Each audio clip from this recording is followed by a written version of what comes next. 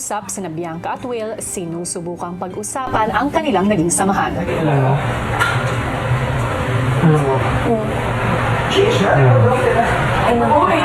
Looking forward lang ako na okay talaga.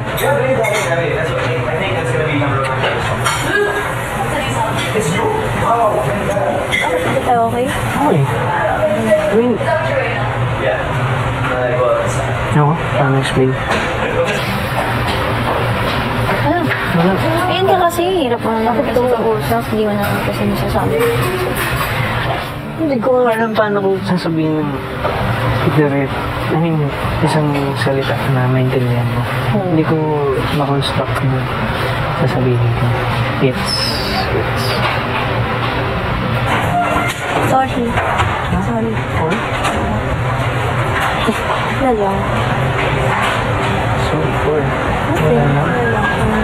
Basta okay tayo. Basta okay tayo.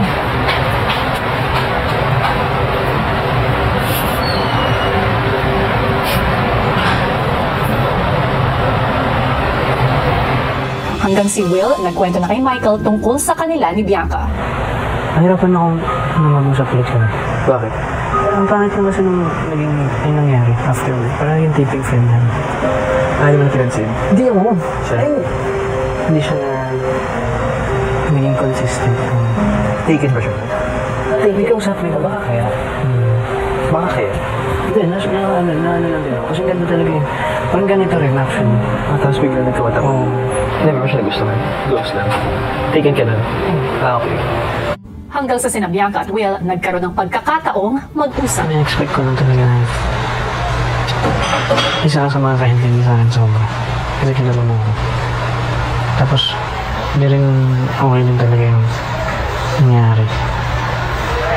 Sa taping friend. Hindi kayo tayo taping friends.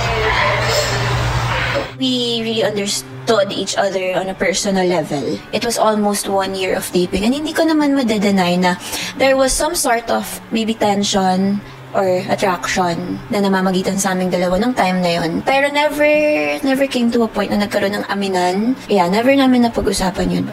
Sa pinakita po niya sa akin, na-attract po kuya in a way na parang na-appreciate ko yung genuine na pinakita niya sa akin. Masasabi ko po na naging masaya po ako, kuya. Naging masaya po ako ng mga oras po na yun. Binigay ko kanila. Ayun na kanila sa akin. Yung ganun. Okay Siyempre, okay kasi para sa akin, kapag ako pumasok dito, siya talaga yung Sino? friend ko. Sino? Sila. Siyempre, ayoko naman na misinterpret.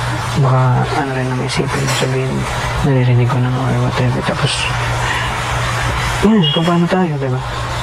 Tanggalin na natin yun. Yan. Like, sa totoo, sobrang hirapan ako because we both know naman na, you know, how we left things 2 years ago was not so gone. It's not about na tagal naman kasi. It's about... Sorry. For the 2 years, there were some like, nagbago ka, nagbago ako. Tapos, ang dami pang hindi natapos sa pag-usapan. Never ko to kuya nasabi, even sa kanya, or ayoko siya aminin sa sarili ko nung time na yun. But I really cared about him 2 years ago. And dumating sa point na aminin ko nasaktan ako. Feeling ko hindi siya naging man enough para aminin rin yun 2 years ago. So, it took me 2 years to get over that. So, seeing him here again, parang I was just scared to start again. Tagal po namin din nakapag-usap din kasi bigla na lang po nawala. Walang kahit anong explanation. Siyempre, naging okay din po talaga yung pinagsamahan namin. Hindi naman kasi basta-basta na okay lang agad-agad. Pero gusto ko maging okay talaga nang walang awkward. Kasi Sana ma-embrace natin yung sa reconnect. Alam mo yun? Hoping na dumating yung day na yun talaga. Kasi kasi ikaw talaga makakaintindi sa akin dito.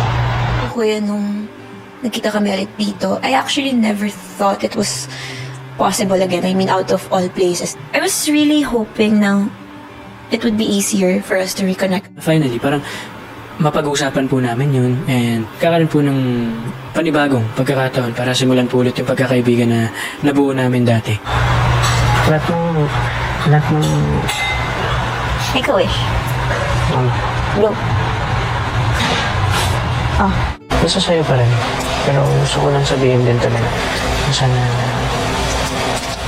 mabigyan mo ng chance.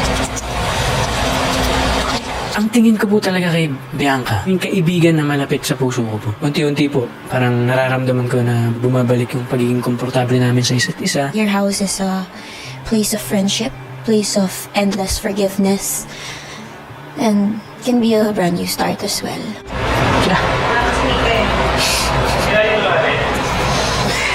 Sana.